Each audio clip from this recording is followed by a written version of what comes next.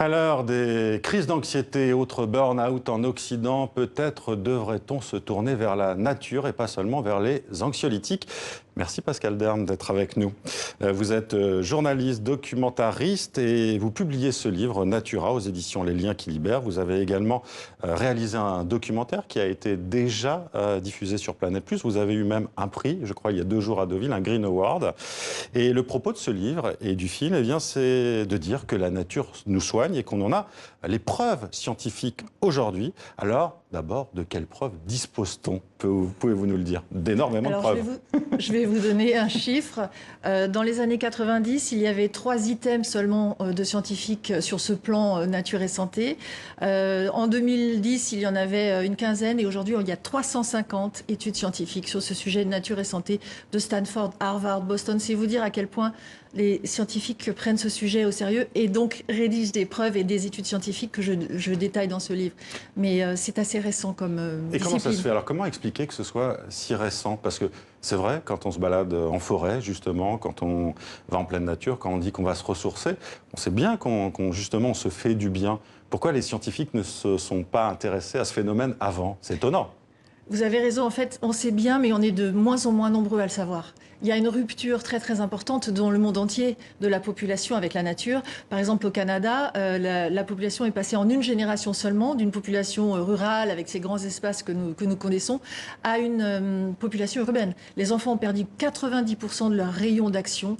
Les espaces sont là, sont toujours beaux, mais les gens n'y vont plus. Donc ça, c'est l'exemple du Canada. Ce qui motive les scientifiques, pour vous répondre, c'est la rupture et la conscience qu'ont les scientifiques et les chercheurs de cette rupture très très rapide de tout un chacun, de vous, nous, dans les pays développés, avec cette nature, et de miser sur le fait que ce lien avec la nature a des effets préventifs intéressants sur la santé et de l'explorer. Et ce que vous expliquez dans le livre, justement, ce que certains scientifiques disent, c'est que nous, hominidés, nous avons toujours vécu justement en connexion avec la nature depuis nos débuts, et que justement, en très très peu de temps, à l'échelle de l'histoire humaine, eh bien, nous sommes passés dans ces villes, déconnectés aussi du rythme des saisons. Oui. Voilà, et ça, c'est d'une violence énorme, en fait, sans doute. C'est une violence énorme. Vous savez que les troubles anxieux dans les grandes villes ont augmenté de 30 à 40%. Quand on dit troubles anxieux, ça va des simples angoisses aux crises de panique. Et donc, c'est un neuroscientifique allemand qui s'appelle Andrea Meyer-Lindenberg qui a étudié cet aspect-là et que nous avons été rencontrés en Allemagne, à Mannheim, et qui nous explique ça. Et il a étudié en fait l'impact de la nature dans le cerveau avec des IRM et en particulier il a pu remarquer que l'amygdale, qui est votre centre de la peur ou de la fuite, que vous ne pouvez pas toujours activer parce que vous ne pouvez ni fuir ni maîtriser cette peur, est activée en fait dans les grandes villes et dans les villes moyennes et pas du tout dans les villes rurales. Et que votre lieu de naissance joue aussi sur cet rapport au stress. Donc la vue de la nature a un impact neurologique que les scientifiques commencent à mettre à jour. Et que les psychologues aussi, hein, c'est ce que... Et que les psychologues environnementaux commencent aussi à mettre à jour. Voilà, c'est ça, la psychologie environnementale. Ouais. Qu'est-ce que c'est ça exactement? Alors c'est né dans les années 80, c'est des scientifiques comme Rachel et Stephen Kaplan par exemple qui l'expriment, qui considèrent que le rapport à notre environnement, pas seulement à notre famille, pas seulement à nos enfants ou à nos parents, mais le rapport à l'environnement dans lequel on vit peut avoir un effet bénéfique ou négatif sur notre psychisme, sur nos émotions, sur nos sentiments. Et c'est ce qu'ils étudient. Et en particulier, ils ont pu noter que le fait d'aller dans la nature rafraîchit nos fonctions cognitives, améliore notre mémoire, notre concentration aussi. Notre concentration et notre agilité intellectuelle. Rien que le fait de se mettre dans un état de ce qu'ils appellent de fascination douce, qui est un état de contemplation, qui n'est pas un état de sommeil, mais qui est un état de veille pendant lequel l'attention dirigée, celle qui se fatigue, switch sur une attention libre, non dirigée. Et ça, c'est très typiquement quelque chose que la nature peut faire pour des étudiants, pour tout un chacun. Et pour vous aussi, hein, d'ailleurs, vous parlez de votre aussi. Pommier, du Mont Sinaï aussi. Enfin, voilà. aussi. Hein, c'est aussi vers ça que vous êtes allé? J'ai commencé par ça, en fait. Il y a un rapport émotionnel qu'on a perdu. Ça fait 25 ans que je travaille dans les questions d'écologie et je trouve que ce rapport émotionnel, sensuel, sensitif à la nature devrait être intégré dans toutes ces questions très dures et très politiques. Et que le mot biodiversité a beaucoup de mérite, mais que le mot nature est très important. Et donc c'est ce le titre de votre rapport-là livre, Natura. Natura. Alors, votre tour du monde dans le livre, il commence au Japon et vous nous parlez du Shinrin-yoku. De quoi s'agit-il? Alors, Shinrin-yoku, ça veut dire bain de forêt. C'est à la fois poétique et scientifique. C'est deux scientifiques qui s'appellent Yoshifumi Miyazaki, qui a étudié en fait les effets en fait sur votre cœur, sur votre pouls, sur votre circulation du sang dans le cortex préfrontal d'une marche en forêt ou d'une contemplation dans la forêt. Et l'autre professeur qui s'appelle King Lee, qui est chinois d'origine mais qui habite au Japon, a travaillé sur le rapport sur l'accroissement de l'immunité naturelle d'un bain de forêt. Bain de forêt, ça veut dire que vous marchez lentement dans la forêt, en respirant, et ils peuvent mesurer ces effets in situ. C'est tout l'intérêt de leur recherche, avec des appareils ambulatoires mobiles qui mesurent le pouls, le cœur. Non, là on voit un âne, ça n'a rien à voir. Mais vous parlez des phytoncides aussi. Voilà. Ça aussi, ça fait du bien. Absolument. Ils ont noté qu'en effet, les phytoncides, c'est des molécules qui sont aromatiques, qui sont émises par les arbres pour se défendre contre les bactéries, les champignons. Et ces molécules ont un effet sur notre immunité naturelle. C'est ce qu'a mis à jour le professeur King Lee en 2009, et c'est le premier mondial à avoir mis. Et ça augmente nos cellules natural killers, celles qui luttent contre les maladies, y compris les cancers, de 56%. Et ces effets sont durables sur 30 jours. Donc un bain de forêt, c'est 3 jours et 2 nuits dans l'idéal, mais une marche de 40 minutes a déjà tous ces effets physiologiques sur le corps. Donc, ça dure combien de temps ces effets-là, justement? Il faudrait faire des bains de forêt à quelle régularité? Alors, pour les effets sur l'immunité naturelle, qui est quand même une tendance très intéressante de la médecine actuelle, la forêt, il faut y passer 3 jours et 2 nuits, et ça dure 1 mois. Donc c'est finalement une cabane dans la forêt, un hôtel ou un jardin, où il y a beaucoup de gens qui vivent déjà dans la forêt, mais qui oublient d'y aller ou qui oublient d'y aller marcher. Et puis il y a aussi tous ceux qui n'ont pas accès à la forêt, qui n'ont pas accès à la nature. Oui. Et puis en plus, il faut des forêts un peu particulières aussi. Hein. Au Japon notamment, c'est aussi ces forêts de grands pins, de cyprès, qui peuvent permettre justement de profiter de ces phytoncides, si je me trompe pas. Voilà. Il y a cet rapport justement aux inégalités de territoire. On a parlé de la ville tout à l'heure avec François de Mazières. Il y a notamment aussi tous ces grands ensembles urbains, notamment les logements sociaux qui ont été construits sur des dalles avec quelques plantes, mais pas grand-chose de plus. C'est une vraie inégalité, ça, aussi pour les gens qui y vivent, pour les enfants qui y grandissent. Oui, c'est un domaine tout à fait particulier et très important.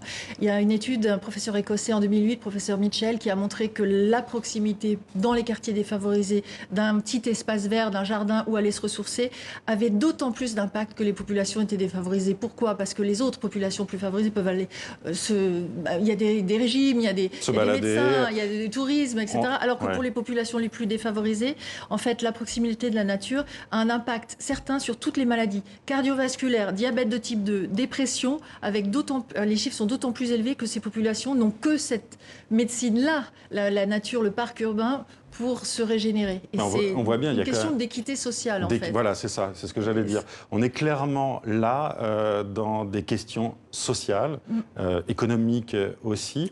De santé publique également. C'est au pouvoir public. D'ailleurs, vous lancez un appel à la fin de ce livre, justement pour que les pouvoirs publics, et pas seulement eux, mais de nombreux acteurs, architectes et urbanistes, prennent clairement en main ces questions-là et fassent quelque chose. Bien sûr. Les scientifiques que j'ai rencontrés sont très clairs. Notamment ceux de Stanford qui l'ont vraiment dit et qui l'ont étudié depuis des années, c'est un enjeu de santé publique, c'est une question de justice, comme on vient de le dire. Et donc, ils considèrent qu'en fait, le fait de créer des corridors, de créer des espaces verts dans les villes suffisamment vastes pour que les gens puissent y exercer une activité physique et se promener avec suffisamment d'arbres, la question de la dose est très importante. Oui, et puis aussi de l'espace, il faut que ce soit suffisamment grand aussi. Suffisamment grand, donc on n'est pas sur du gadget, on peint pas un jardin en verre. Il y a une vraie réflexion. Moi, ce que je souhaiterais, c'est que les urbanistes et toutes les professions vertes, enfin, on va dire les paysagistes, etc., donnent la main aux professionnels blancs, médecins, pédiatres, parce que pour les enfants, les résultats sont terribles. Les enfants sont coupés avec la nature. Et aussi la multiplication aussi des réseaux sociaux, de passer du temps chez soi, devant les écrans, il y a ça aussi qui joue. Il y a une corrélation, bien sûr. Et il y a aussi, justement, aussi la peur de la nature. Vous l'évoquez dans le livre, la peur aussi des parents de laisser les enfants aller au parc. Il y a ça qui existe, ça c'est aussi assez incroyable. Il y a une peur de la nature qui est très culturelle. C'est François Terrasson qui l'a beaucoup étudié. Effectivement, les parents ont peur des pédophiles, des problèmes de sécurité. Et cette peur sociale, cette phobie sociale de la nature est en train de monter dans toutes les villes. Vancouver, au Canada, aux États-Unis.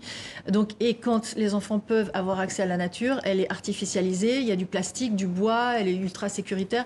Et or, quand on demande aux enfants de quelle nature ils rêvent, quelle est la nature de leur rêve, de leur épanouissement, c'est des cabanes, c'est des jardins fous, c'est des herbes folles, et c'est très très intéressant, les études le montrent, pour leur engagement écologique futur. C'est-à-dire qu'en fait, ce rapport précoce à la nature que les scientifiques peuvent fixer à 10-11 ans a un impact très important sur leur sensibilisation et leur engagement plus tard en tant qu'adultes.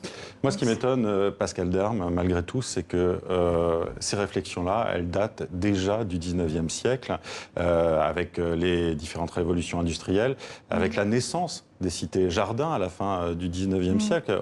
On savait déjà que pour être bien, sans avoir justement toutes ces données, eh ben, il fallait être déjà en communion avec la nature, même si on était en ville. Alors moi, c'est clairement là que j'ai du mal à comprendre ce qui s'est passé. C'est une question plus économique, encore une fois, c'est-à-dire que... Alors c'est vrai que Olmsted le disait très bien, le paysagiste américain qui a créé Central Park. Alors on le savait, mais aujourd'hui on a les preuves scientifiques que c'est un impact, que la nature a un impact économique, de prévention et de santé sociale. Et on peut vivre plus longtemps, vous le dites clairement. Il y a une longévité qui est accrue, il y a une lutte contre le stress. Clairement, toutes les maladies de civilisation peuvent être atténuées par la nature. Donc c'est très récent, comme je vous le disais. La synthèse d'Harvard qui compile les 350 études date d'il y a 2-3 années. Donc c'est très récent et c'est simplement, on peut espérer que les politiques s'emparent de ces questions avec suffisamment de sérieux et pas comme un sujet un peu mineur, l'endossent parce que les études sont là, mais encore une fois, elles viennent d'être... donc on peut rester optimiste sur le fait que ça se répande. Merci Pascal Derme. Mais justement, vous allez prendre votre bâton pèlerin et vous allez partir en France, justement, présenter sans doute votre livre, mais aussi présenter votre documentaire Natura, qui est le résultat de 7 ans de travail. Justement, des rencontres citoyennes, c'est ce que vous m'avez dit. Vous allez peut-être retourner de temps en temps dans votre pommier en Bretagne. C'est en Bretagne? Oui, c'est la Bretagne. J'y vais souvent. D'accord. Merci à vous d'avoir été avec nous et à bientôt.